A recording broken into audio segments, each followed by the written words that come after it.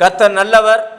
நாம் இன்றைக்கு யாத்ராகமம் 13ஆம் அதிகாரத்திலிருந்து சில காரியங்களை நாம் பார்க்கலாம்.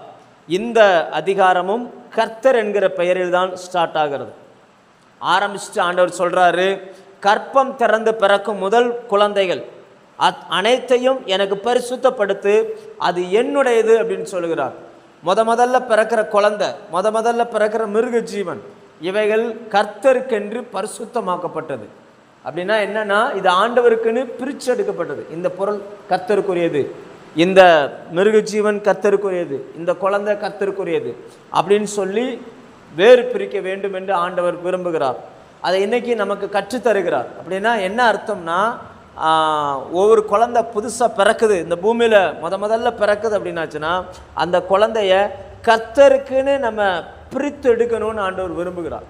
இது கர்த்தருக்கு அப்படின்னு சொல்லி நாம் பிரித்து அவர்களை எடுக்கணும்னு கர்த்தர் விரும்புகிறார். மிருக ஜீவன்கள், அதனால தான் சபைகளில் பார்த்தீங்கன்னா மிருக ஜீவன்கள், ஆடு மாடு குட்டி போடுச்சுன்னா குட்டியை கொண்டு வந்து சர்ச்சில் கொடுப்பாங்க. கோழி முட்டை போடுச்சுன்னா முட்டையை கொண்டு வந்து கொடுப்பாங்க. மரங்களில் முதல்ல காய்க்கிற காய்கறிகள் பழங்கள் சபைக்கு கொண்டு வந்து கொடுப்பாங்க. இவைகள் எல்லாம் ஏன் இதை செய்கிறார்கள் அப்படின்னு கேட்டால், கர்த்தர் ஏன் இதெல்லாம் அனுமதிக்கிறார் அப்படின்னு பார்த்தீங்கன்னா, ஆண்டவரே சொல்லுகிறார், அதை எனக்கு பரிசுத்தப்படுத்து, அதை எனக்குன்னு சொல்லி பிரித்து வை அப்படின்றார். நம்முடைய வாழ்க்கையிலும் சில காரியங்கள் கர்த்தருக்கென்று பிரித்து வைக்கப்பட வேண்டும். ஆண்டவர் சில காரியத்தை பிரித்து வைக்க சொல்லுகிறார். அப்படின்னா மற்றதெல்லாம் நீ வச்சுக்கிடலாம், எனக்குன்னு ஒன்று பிரித்து வை அப்படின்றார். இன்றைக்கி நிறைய நேரங்களில் கர்த்தருக்குன்னு அப்படி பிரித்து வைக்கக்கூடிய அந்த நேரம், கர்த்தருக்குன்னு பிரித்து வைக்கிற அந்த குழந்தை, கர்த்தருக்குன்னு பிரித்து வைக்கக்கூடிய அந்த சம்பவங்கள் இல்லாததுனால தான் நம்ம நிறைய நேரங்களில் கஷ்டப்படுறோம். ஊழியத்துக்குன்னு அழைக்கப்பட்ட பிள்ளைகள், ஆண்டவர் சொல்கிறார், கற்பம் திறந்து, அந்த வசனம் சொல்லுது பாருங்க, மனிதரிலும் மிருக ஜீவன்களிலும் கற்பம் திறந்து பிறக்கிற முதற் பேர் அனைத்தையும் எனக்கு பரிசுத்தப்படுத்து, அது என்னுடையது அப்படின்றார். அப்படின்னா அர்த்தம் என்னன்னா, இதுக்கு முன்னாடி வரைக்கும் அவர்கள் அடிமையாய் வேலை பார்த்துக்கிட்டு இருந்தாங்க. அப்பா பார்த்த அந்த அடிமை வேலையை பையன் பார்ப்பான். ஆண்டவர் சொல்கிறாரு, இனி அப்படி கிடையாது. முதல்ல பிறக்கிற உனக்கு உன்னுடைய குழந்தை தான், ஆனால் முதல்ல பிறக்கிற குழந்தை அது என்னுடையது, எனக்குன்னு சொல்லி அதை பரிசுத்தப்படுத்து அப்படின்னு சொல்லிட்டு அடுத்து சொல்கிறாரு, நீங்கள் அடிமைத்தன வீட்டிலிருந்து புறப்பட்ட இந்த நாளை நினையுங்கள். உங்களை ரட்சிப்புக்குள்ள ஆண்டவர் கொண்டு வந்த அந்த நாளை நினையுங்கள். எகிப்திலிருந்து விடுதலை ஆக்கப்பட்ட அந்த நாளை நினையுங்கள். என்னைக்கு நீங்கள் ரட்சிக்கப்பட்டீங்க, என்னைக்கு இயேசுவை ஏற்றுக்கொண்டீங்க, என்னைக்கு உலகத்திலும் பாவத்திலிருந்து நீங்களாக்கப்பட்டீங்க, அந்த நாளை நினைவில் வைத்து கொள்ளும்படி கர்த்தர் விரும்புகிறார். ஏன்னா அதுக்கு முன்னாடி வரைக்கும் நம்முடைய வாழ்க்கை வேற, அதுக்கு பிறகு நம்முடைய வாழ்க்கை வேற. இதை நம்ம எப்போவுமே நம்ம நினைவில் வச்சுருக்கணும். ஆண்டவர் இதை சொல்லும் பொழுது சொல்கிறாரு, இதை ஒரு ஆராதனையாகவே நீங்கள் நடத்தணும், ஒரு பண்டிகையாகவே நீங்கள் செய்யணும் அப்படின்னு சொல்லுகிறார். இன்றைக்கி நிறைய விசுவாசிகிட்ட கேட்டு பாருங்கள், என்றைக்கு நீங்கள் ரட்சிக்கப்பட்டீங்க, இயேசு என்னைக்கு ஏற்றுக்கொண்டீங்க அப்படின்னு கேட்டால் நிறைய பேருக்கு தெரியாது. என்னைக்கு ஞானஸ்தானம் எடுத்தீங்க தெரியாது, என்னைக்கு பரிசுத்தாவின் அபிஷேகத்தை பெற்றுக்கொண்டீங்க தெரியாது. ஆண்டவர் சொல்கிறார், அந்த நாட்களை நினையுங்கள். என்னைக்கு நீ வெளியில் புறப்பட்டு வந்த அதை நினை அப்படின்றார். நினச்சி அதை கை கொள்ளு அப்படின்னு சொல்லுகிறார். அப்படின்னா ஏன் ஆண்டவர் அதை நினைக்க சொல்கிறாரு, ஏன் கை கொள்ள சொல்கிறாரு அப்படின்னாச்சுன்னா, அவன் சிந்தனை எப்போவுமே நான் பாவத்தில் இருந்தேன், ஆண்டவர் என்னை விடுதலை ஆக்கினாரு, அந்த உணர்வு அந்த மனுஷனுக்குள்ளே இருந்துக்கிட்டே இருக்கணும். நான் பாவத்தில் இருந்தேன், இயேசு என்னை விடுதலை ஆக்கினாரு, நான் கடனில் இருந்தேன், இயேசு என்னை விடுதலை ஆக்கினாரு, நான் வியாதியில் இருந்தேன், இயேசு என்னை விடுதலை ஆக்கினாரு. அவன் தன்னுடைய நிலைமையை புரிஞ்சுக்கிடணும், தன்னை எப்படி கர்த்தர் விடுதலை ஆக்கினார் என்பதையும் அவன் புரிந்து கொள்ள வேண்டும் என்று ஆண்டவர் ஆசைப்படுகிறார். நிறைய நபர்கள்லாம் பார்த்தீங்கன்னு சொல்லியாச்சுன்னா, ஆரம்பத்தில் இயேசுவிடத்தில் வரும்பொழுது இருந்த அந்த எண்ணங்கள் போக போக மாறிடும். அதுக்கப்புறம் அவங்க சொல்லுவாங்க, நான் கட்டின வீடு, நான் கட்டின சர்ச்சு, நான் வாங்கின இடம், நான் பிள்ளைகளை வளர்த்தேன், நான் பிள்ளைகளை படிக்க வச்சேன், நான் தான் அப்படின்றாங்க. என்னைக்கு ஒரு மனுஷன் தன்னுடைய கடந்த கால நினைவுகளுக்குள்ளே இருக்கிறானோ, அன்னைக்கு அந்த மனுஷனுக்குள்ளே நான் என்கிற வார்த்தை வராது. நான் ஒரு அடிமையாக இருந்தேன், ஆண்டவர் என்னை விடுதலை ஆக்கினார், இன்றைக்கி என் வாழ்க்கையில் நான் பார்க்குற எல்லாமே அவர் தந்தது, நான் அனுபவிக்கிற எல்லாமே அவர் தந்தது என்கிற அந்த பார்வை அந்த மனுஷனுக்குள்ளே வந்துடும். என்னைக்கு அந்த மனுஷன் தன்னுடைய கடந்த காலத்தை நினைக்காமல் போகிறானோ, அவனை பார்த்தீங்கன்னு சொன்னால் அவனுக்குள்ளே பெருமை வந்துடும். அதனால தான் சில நேரங்களில் சொல்லுவாங்க, இயேசுகிட்ட வரதுக்கு முன்னாடி எப்படி இருந்தாங்கன்றதை மறந்துட்டு பேசுகிறாங்க அப்படின்னு சொல்லி ஆண்டவர் அதை விரும்புகிறார். எப்பொழுதுமே நாம் நம்முடைய பழைய நினையை நினைத்து பார்க்க வேண்டும். அதான் ஆண்டவர் சொல்லுகிறார், அடிமைத்தன வீடாகிய எகிப்திலிருந்து புறப்பட்ட இந்த நாளை நினையுங்கள். இந்த நாளை உன்னை என்ன கண்டிஷனில் எப்படிப்பட்ட வித்தியாசத்தை ஏற்படுத்தி எப்படிப்பட்ட சூழ்நிலையில் நான் உன்னை வெளியில் கொண்டு வந்து அவன் விடவே மாட்டேன்னு சொன்னான், அங்கேருந்து உன்னை நான் கொண்டு வந்திருக்கிறேன். இந்த நாள் உன் நினைவில் இருக்கட்டும், நான் தான் உன்னை நடத்தியிருக்கேன்றது நினைவில் இருக்கட்டும் அப்படின்னு சொல்லி ஆண்டவர் சொல்லுகிறார். அடுத்து 5வது வசனத்தில் சொல்லுகிறார், கர்த்தர் உனக்கு கொடுப்பேன் என்று உன் பிதாக்களுக்கு ஆணையிட்ட ஆசீர்வாதம்.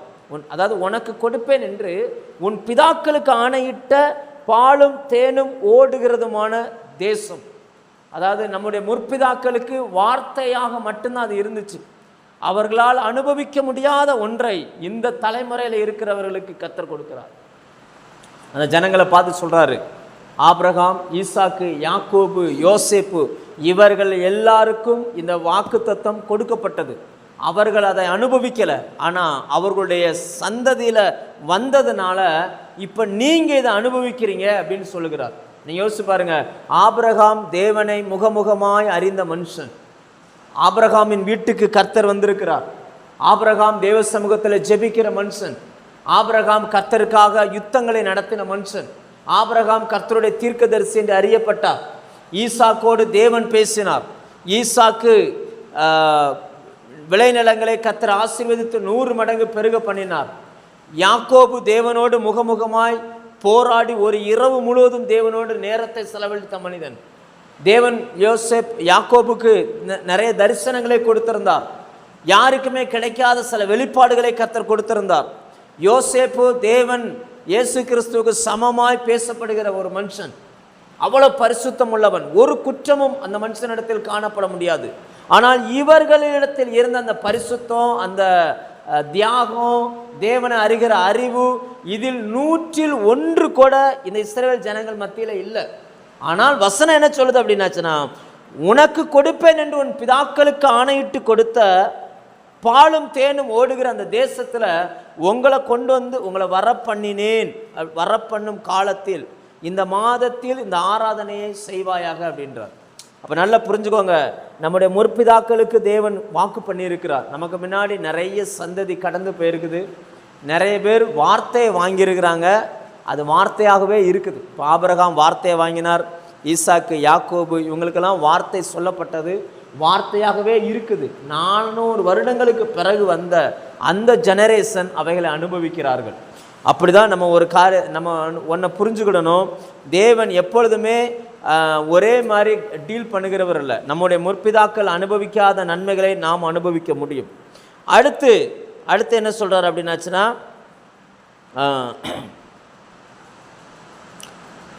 17ஆம் வசனத்தில் ஜனங்கள் பார்வோன் ஜனங்களை போகவிட்ட பின்பு ஜனங்கள் யுத்தத்தை கண்டால் மனமடிந்து எகிப்துக்கு திரும்புவார்கள் என்று சொல்லி பெலிஸ்தரின் தேச வழியாய் போவது சமீபமானாலும் தேவன் அவர்களை அந்த வழியாய் நடத்தாமல் சிவந்த சமுத்திரத்தின் வனாந்தர வழியாய் ஜனங்களை சுற்றி போக பண்ணினார். அதாவது 40 நாளில் போக வேண்டியதை 40 வருஷம் ஆக்குறாங்க.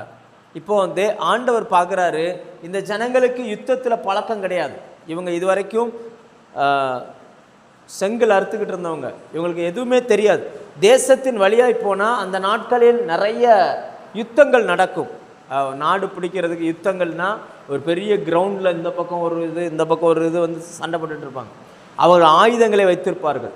இந்த ஜனங்களோ இதுவரைக்கும் எகிப்தை விட்டு வெளியில் போனதே கிடையாது, வேறு உலகமும் தெரியாது, வேறு எதுவுமே தெரியாது. இப்போ இவங்களை இப்படி கூட்டிகிட்டு போனால் இவங்க கஷ்டப்பட்டுருவாங்கன்னு சொல்லி ஆண்டவர் அந்த ஜனத்தை வனாந்தர வழியாய் சுற்றி போக பண்ணுகிறார். அப்போ இதுலேருந்து நம்ம என்ன தெரிஞ்சுக்கிறோன்னா, தேவன் நமக்குன்னு ஒரு தேசத்தை வச்சிருக்கிறார், ஒரு ஆசீர்வாதத்தை வச்சிருக்கிறார். அந்த ஆசீர்வாதத்தை எப்படி அனுபவிப்பது என்பதை அவரே முடிவு பண்ணுகிறார், நாம் முடிவு பண்ணலை. அதாவது வெளியில் வந்து நீ போ கானானுக்கு போ, கானான்னு ஒரு இடம் இருக்குது, நீ தேடி கண்டுபிடிச்சிக்கோ போ அப்படின்னு விடாமல் அவரே நம்ம கூட வந்து நம்ம போகிற வழியில் சோர்ந்து போகாமல் இருக்கிறதுக்காக நம்மை சுற்றி போக பண்ணுகிறார். சிலருக்கெல்லாம் சில ஆசீர்வாதம் எளிதாய் கிடைச்சிருது, சிலருக்கு ரொம்ப லேட் ஆகுது. சிலருக்கு ஏனே தெரிய மாட்டேங்குது, அப்படியே டிலே ஆகிட்டே போயிட்டே இருக்குது, தள்ளி போயிட்டே இருக்குது. என்ன காரணம் அப்படின்னாச்சுன்னா, கர்த்தர் ஒரு மனுஷனோடு இருப்பாரே ஆனால் அவன் சோர்ந்து போவதை தேவன் விரும்பவில்லை. அதாவது அவன் சோர்ந்து போகிறத கர்த்தர் விரும்பலை. அவனோடு கூட இருந்து வனாந்தர வழியாய் ஜனங்களை சுற்றி போக பண்ணினார். கர்த்தர் கூட இருந்து அவன் சோர்ந்து போயிடக்கூடாதுன்னு சொல்லி அவனை வேறு ஒரு வழியாக கொண்டுட்டு போய் எப்படியாகிலும் அந்த தேசத்தை ரீச் பண்ணுவதற்கு கர்த்தர் உதவி செய்கிறார். ஸோ இதெல்லாம் இந்த அதிகாரத்தில் நம்ம படிக்கிறோம். இதில் நிறைய காரியங்கள் இருக்குது. ஒன்றை மட்டும் நம்ம சொல்லி முடிப்போம். 19ஆம் வசனம் சொல்லுகிறது, மோசே தன்னோடு கூட யோசேப்பின் எலும்புகளை எடுத்து கொண்டு போனான். இது ரொம்ப முக்கியமானது. உபதேசத்தோடு கூட கானானை நோக்கி நாம் பிரயாணப்படுகிறோம். கானானுக்கு போய் சேருகிற வரைக்கும் அந்த யோசேப்பின் எலும்புகள் அந்த ஜனங்கள் நடுவிலே இருந்துச்சு. யோசேப்பு இயேசுவுக்கு அடையாளமானவர். இயேசு கிறிஸ்துவினுடைய அந்த உபதேசத்தை நாம் கொண்டு தான் பரலோகத்துக்கு போக முடியும். இயேசு நமக்கு கற்றுருக்கிற அந்த உபதேசம், கற்றுக் கொடுத்துருக்கிற அந்த உபதேசம் ரொம்ப ரொம்ப முக்கியமானது. ஏன்னா ஒரு முறை நீங்கள் மத்தேயு 17ஆம் அதிகாரத்தில் வாசிக்கிறோம், ஒரு பெரிய மலையின் மேல், உயர்ந்த மலையின் மேல் ஏறி இயேசு ஜெபம் பண்ணுகிறார். அவருடைய முகம் மாறுகிறது, வஸ்திரம் மாறுகிறது. ஜெபிக்க போன 3 பேரும் தூங்கிட்டாங்க. அதில் ஒரு ஆள் மட்டும் முழிச்சு பார்த்தா மோசேயும் எலியாவும் பேசுகிறது போல் இருக்குது. உடனே இவருக்கு என்ன பேசுகிறோன்னு தெரியாமல் இவர் சொல்கிறாரு, நாம் இங்கேயே இருக்கிறது நல்லது. மோசைக்கு ஒரு கூடாரம், எலியாவுக்கு ஒரு கூடாரம், உமக்கு ஒரு கூடாரம் அப்படின்னு சொல்கிறார். அப்படின்னா பழைய ஏற்பாடும் புதிய ஏற்பாடும் அப்படி சொல்கிறார். உடனே ஒரு மேகம் தோன்றி மேகத்திலிருந்து ஒரு சத்தம் வருகிறது, இவர் என்னுடைய நேசகுமாரன், இவருக்கு செவி கொடுங்க. அப்படின்னா சீசர்களாய் நாம் இருப்போமே ஆனால் இயேசுவின் உபதேசத்தை நாம் சுமக்க வேண்டும். அவர் நமக்கு என்ன சொல்லியிருக்கார்? பழைய ஏற்பாட்டில் கண்ணுக்கு கண் பல்லுக்கு பல், ஒரு தண்டனை கொடுத்தா அவனை நம்மளும் தண்டிக்கணும், நம்மளை அடித்தா நம்ம திருப்பி அடிக்கணும். இது பழைய ஏற்பாடு. புதிய ஏற்பாட்டுக்கு வரும்பொழுது இயேசு சொல்லுகிறார், ஒரு கன்னத்தில் அரைஞ்சா மறு கன்னத்தை காட்டு, உன் சட்டை எடுத்துக்கிறானா உன்னுடைய அங்கேயும் கொடுத்துரு அப்படின்றார். 1 மைல் தூரம் வர பண்ணவனா 2 மைல் தூரம் போ, உன் சத்துருவை நேசி, உனக்கு அடுத்தவங்கிட்ட சண்டை போடாத அப்படின்றார், சமாதானப்படுன்றார், அவனுக்காக ஜெபிக்க சொல்லுகிறார். இதெல்லாம் இயேசுவின் உபதேசங்கள். இப்பொழுது இவர்கள் வனாந்தரத்திலே போகிறார்கள். ஆனால் போகும் பொழுது கிட்டத்தட்ட 400 வருஷத்துக்கு முன்னாடி மரித்த அந்த யோசேப்பினுடைய எலும்பையும் தூக்கி சுமந்துக்கிட்டு இருக்கிறாங்க. ஏன் அப்படின்னாச்சுன்னா, இந்த எலும்பை எடுத்துக்கொண்டு போனால் மட்டும்தான் இவர்களால் கானானுக்குள் போக முடியும். இயேசுவின் உபதேசம் இல்லாமல் நாம் பரலோகத்துக்குள்ள என்ட்ரி ஆகவே முடியாது. அடுத்ததா அவர்கள் அங்கிருந்து பிரயாணப்பட்டு வனாந்தரத்தின் ஓரமாய் ஏத்தாமிலே பாளையம் இறங்கினார்கள். அடுத்த ஒரு இடத்துக்கு வர்றாங்க. அந்த இடம் ஏத்தாம், அடைக்கப்பட்ட ஒரு இடம். இந்த பக்கமும் சீனாய் மலை, இந்த பக்கமும் சீனாய் மலை, முன்னாடி கடல். அந்த மாதிரியான ஒரு இடத்துக்குள்ளே இவங்க போய்கிட்டு இருக்கிறாங்க. எந்த பக்கமும் திரும்பி போக முடியாது. அப்படிப்பட்ட ஒரு இடத்துக்குள்ளே இவங்க போகிறாங்க.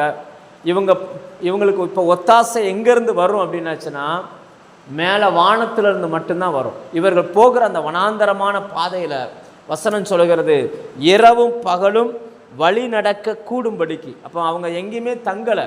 காலையிலையும் நடக்கிறாங்க, ராத்திரியும் நடக்கிறாங்க.